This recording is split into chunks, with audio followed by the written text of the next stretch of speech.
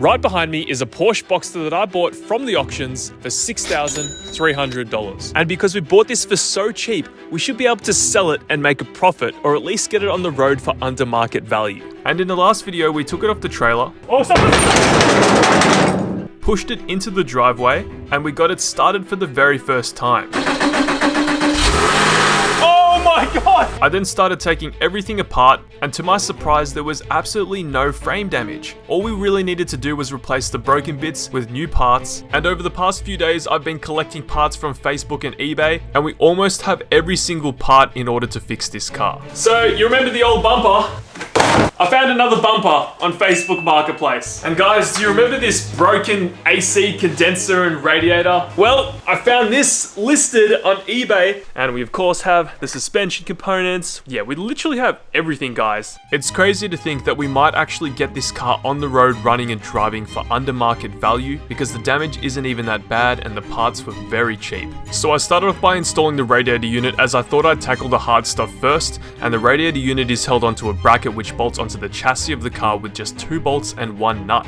And because nothing was really damaged, everything bolted up very nicely. I did have to take the radiator ducting off, as you can see, as there were a bunch of leaves in between the radiator and condenser, but honestly, I was quite shocked at how everything went together. Now, there was this little sensor just dangling, and I didn't know what it was for, but there was a rubber grommet behind it, and it's sort of just pressed in place on the plastic lining. Radiator and AC condenser now installed, and as you guys saw, that little sensor, I'm not 100% sure where it goes, but if you do, let me know in the comments, because I don't know, it doesn't seem like it 100% goes there because it's so flimsy. We're going to start installing the suspension. I kind of regret not doing that first because now this is in the way, but shouldn't be too difficult. This car's been a pleasure to work on. Now that Porsche Wreckers also had all the suspension I needed, and as I removed everything in the previous video, all that I really needed to do was install the new parts. I also got this new tool to install the inner tie rod ends, as there's not much access to them underneath the car, and sometimes the right tools are definitely worth the investment, as when you work on a lot of cars like myself, spending a bit of money to save time is worth it. It was then time to bolt up the new lower control arms and sway bar end link, and Andrew also popped past to help, as the suspension is not always straightforward, and sometimes you have to do it in a sequence. We have the steering arm, we have the lower control arms, we also have the strut, which was not damaged at all. Well, we'll find out if the strut's damaged in a bit, obviously, once we take it for a drive, but technically now, I could fill the car up with some water / coolant, chuck a wheel on, and then drive this thing with no panels, obviously. As you guys might have seen from the previous video, this is the evap canister / charcoal canister, whatever you call it. It is cracked. Now, this just sits somewhere around there. I don't want to move it too much because all the charcoal is falling out. What I'm going to try to do is plastic weld this, because obviously it's cracked from the collision, and hopefully, yeah, we can seal it up nice. So yeah, I'm going to just get some zip ties. I got a soldering iron, and I'm gonna try to plastic weld this crack. We're trying to save as much as possible here, and being able to fix this broken charcoal canister will keep the budget low, and man, I'm actually shocked at how effective this plastic welding went. Just make sure if you do decide to give this a go, you wear safety protection, because the last thing you want to do is be breathing in plastic fumes. This would send you right to hospital. Anyway, the results turned out crazy. I have no idea if this is gonna hold, but there's only one way to find out. Yeah, it's a little bit messy, but obviously, you know, what are you going to do? We're just literally welding zip ties to this. I'm going to install this. I'm not going to install the fender. I'm going to see if I can get the car driving and rolling by itself, and then we'll go from there. Porsche really does make this easy. Like, it's literally installed by 2 rubber grommets. That's it, and that's installed. So that's our new hose that was broken. That is now all installed, and it's looking pretty damn good. Charcoal canister now installed. The last thing that we need to do is put a wheel on. Facebook Marketplace had a set of Porsche 986 Boxster wheels. He only wanted to sell me the set, so I managed to get an entire set. So the center cap is different, but we will change that later. Let's go get some coolant and we'll be right back. So of course we headed right over to Autobahn, where I get all my automotive supplies. The range here is massive and they usually have everything in stock, and Porsche uses a very specific colored coolant. You only want to use pink coolant because apparently the wrong coolant will deteriorate the plastics, and of course Autobahn had it in stock. Alrighty guys, we are in Autobahn. We are in the right spot. Got all the coolant that we need, and I do need some pink coolant, and as you can see on the bottle as well, it does say Porsche, Lamborghini, Audi, and others. So we're gonna grab a few of those. Also need some oil and big section of oil over here. All right, I actually had to get the Autobahn boys to help me lift all the coolant and oil in. Got some liquid moly. It's a little bit heavy, but it should be okay. 10W30 and some Nulon. I picked up a few other small little things because there was a sale on, thankfully, and I headed right back home to hopefully get this Porsche running and driving for the first time.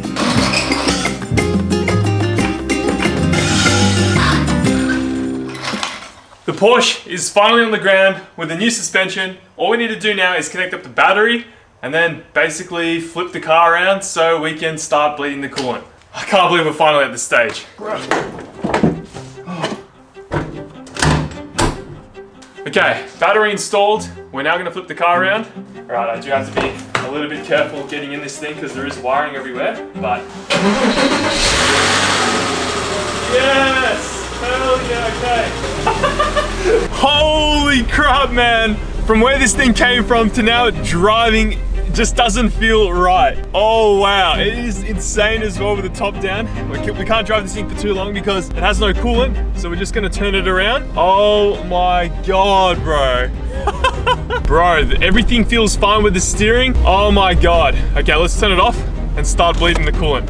It's crazy to think that this car coming off the trailer looked like this, and it is now driving. It just goes to show that almost anything is fixable. You just have to be willing to put the effort in. Okay, the Porsches are a little bit weird in the sense that the coolant and oil is in the boot. We have the Porsche expert on the phone. Wait, no, we need to turn the camera around so we can see. I need to put my hoodie on so you can't see my crazy hair. So Andrew said that there's this like little bleeder thing there. What is that, Andrew? It's just a little diversion valve that allows the coolant to flow through the whole system. Do I just it just means that, like, lift that metal tab so it's vertical, and you'll see it can sit in that little groove and hold itself up exactly like that. Yeah, so that's it. What you'll find, yeah, that's it. So all you're doing there, if you don't necessarily have to do that, but that will naturally do that as it gets to temperature. Yep. It just means that you to bleed this system, you'd have to wait for it to get to temperature before it even starts circulating through half the system. So because these Porsches take 19 litres of coolant, yes, that's right, 19 litres, it's because the coolant has to go all the way from the back of the car to the front of the car where the radiators are. It is very difficult to bleed the coolant systems in these cars because they are so long and large.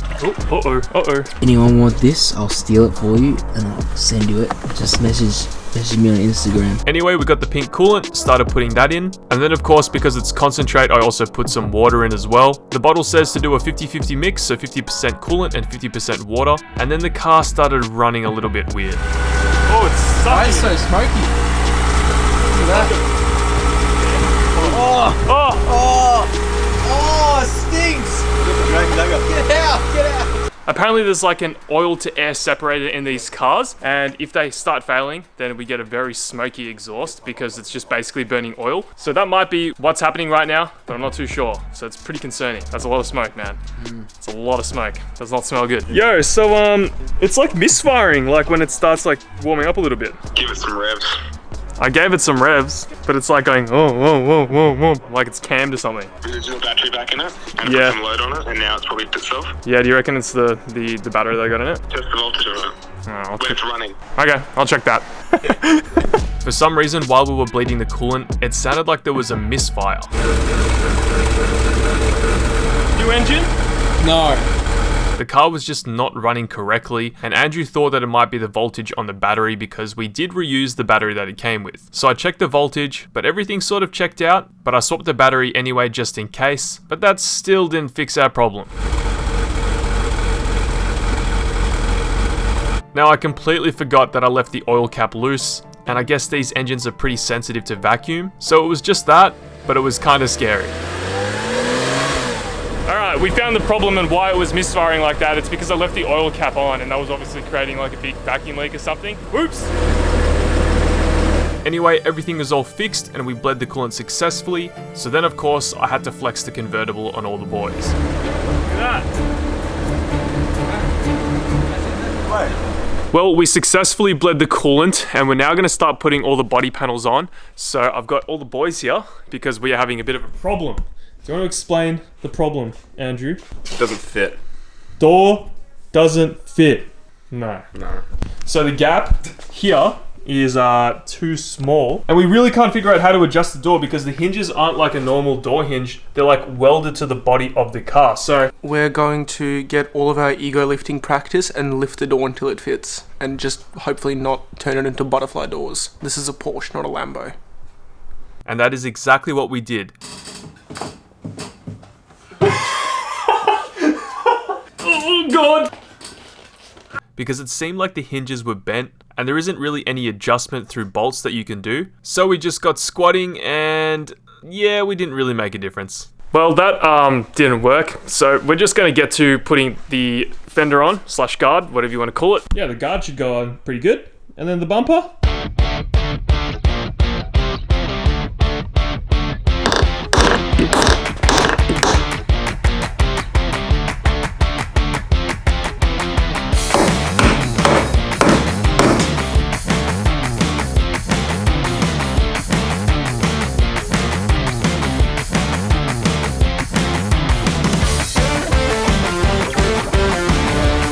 As you just saw, to get these parts on, it did require a little bit of hammering because these parts obviously clip to brackets. And of course, the accident did bend some brackets, but it didn't bend the structural integrity of the car. So it meant that we could just bend the brackets and then bolt everything up and everything was fine.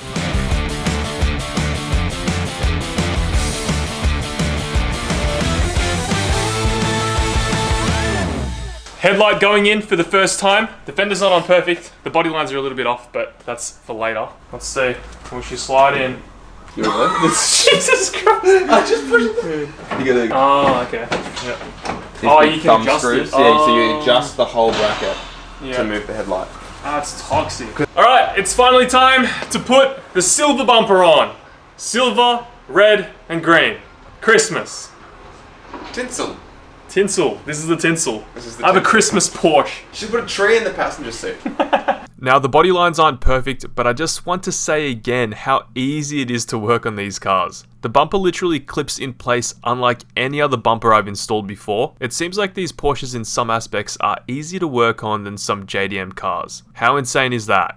And just like that, guys, we have the bumper and the fender now installed on the car. However, the body lines are far from perfect. We've just got it on there for looks.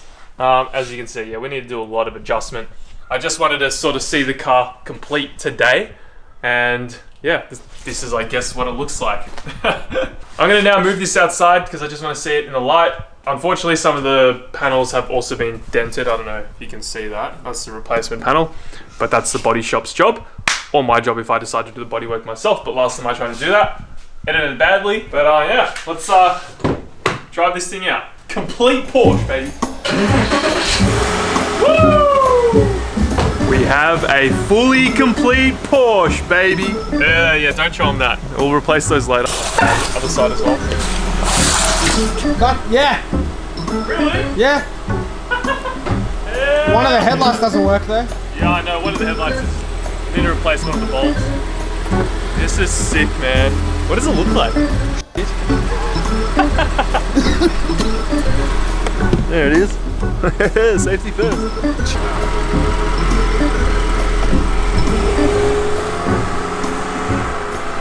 It's cool, but what a hunk. Alright, this thing is hectic, man. You know what's funny? Like, even though it had all that damage, right? The alignment is mint. It's mint! And the tire sizes are different as well on each side, but the alignment's mint. How sick is that? Now, last video, I didn't tell you guys anything in related to the cost of the car, and now I'm going to tell you basically everything, including what I paid for all the new parts. Now, after fees from the auction, we paid $6,300. The radiator and condenser setup, that was $540. The lower control arms and the headlight from a Wreckers, that was $850. I also bought a spare airbag from eBay, that was $208. Tire rods, $77. The fender was $630.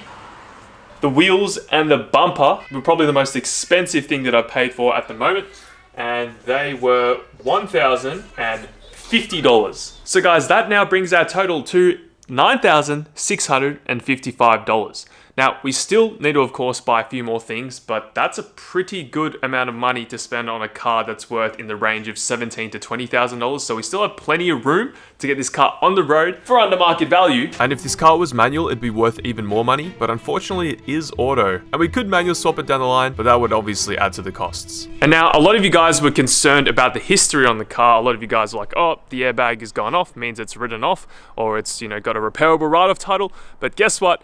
This has a completely clean title. The car is older than 15 years and it gets like written off by the insurer. It doesn't get like a history, so it doesn't get like that repairable write-off status, I'm pretty sure. Anyway guys, we've still got airbags to replace, panels to paint, so we still have a lot to do. We need to put the fender lining back, and we also need to get all the panels aligned and then also install the fender lining. So if you want to see part 3 where we hopefully finish the car, click subscribe, and thank you for watching.